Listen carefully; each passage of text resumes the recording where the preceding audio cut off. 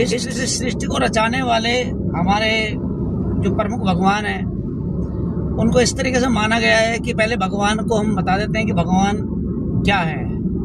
तो वैसे भूमि, जैसे गगन, वैसे वायु और वह के अंदर आग की मात्रा, आग और नैसे नीर, यानी ये 5 तत्वों से मिलकर ही एक किसी जीव का जन्म हुआ है। और किसी जीव इस प्रकृति पर रहने के लिए, इस भूमि पर रहने के लिए उसको 5 चीज़ों की जरूरत पड़ती है, तो वो रहता है। तो अभी हमारे जो हिंदू धर्म के अनुसार, या हम हिंदू धर्म में जो भी मानते हैं, हमारे कुछ भगवान हैं जिनको हम बहुत अच्छे से जानते हैं। इसमें सबसे ऊपर ब्रह्मा जी आते हैं। ब्रह्मा जी क्यों ऊपर आते हैं? क्योंकि इन्हों को इस सृष्टि की संरचना के लिए माना जाता है और उन्होंने ही इस सृष्टि को रचा है, ऐसा माना जा रहा है। और ये है भी, क्योंकि ये चारों वेदों के, उनके 4 मुख होते हैं और चारों वेदों का प्रतीक भी है। साथ में लक्ष्मी इनके साथ रहती है, तो चारों वेदों का प्रतीक होता है कि इस वेदों के अनुसार ही इस पूरी सृष्टि को चलाया जा रहा है। उसके बाद हमारे विष्णु होते हैं। संसार में जो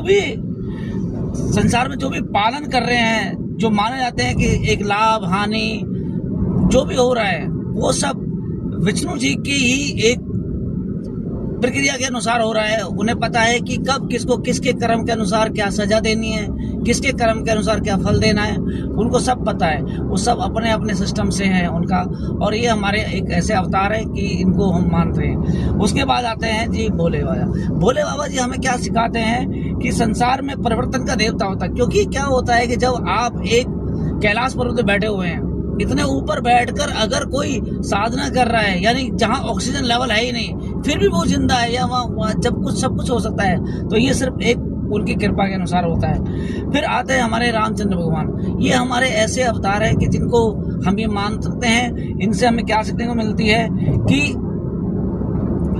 इनको भगवान विष्णु का भी एक अवतार माना जाता है, क्योंकि भगवान विष्णु ने ही इनको, क्योंकि इनके साथ क्या है कि इन्होंने हमें क्या चीज सिखाई? सत्य, यानी जो एक सच बात है उस पर रहे, मर्यादा, एक मर्यादा के अंदर रहे, और साथ में हमें आदर्श भी सिखाते हैं। उसमें यह सिखाया गया है कि भगवान राम ने हमें यही सिखाया है, इनसे सीखने को यही मिलती है कि एक माता कैकेयी ने अपने दशरथ जी से जब बोला कि भाई इनको यहाँ से वनवास चाहिए, 14 वर्ष का वनवास चाहिए, और बाप की आज्ञा, उनके दशरथ जी ने आज्ञा दी कि आप जाइए, आपको वनवास जाना है, और वो वनवास के लिए निकल पड़े।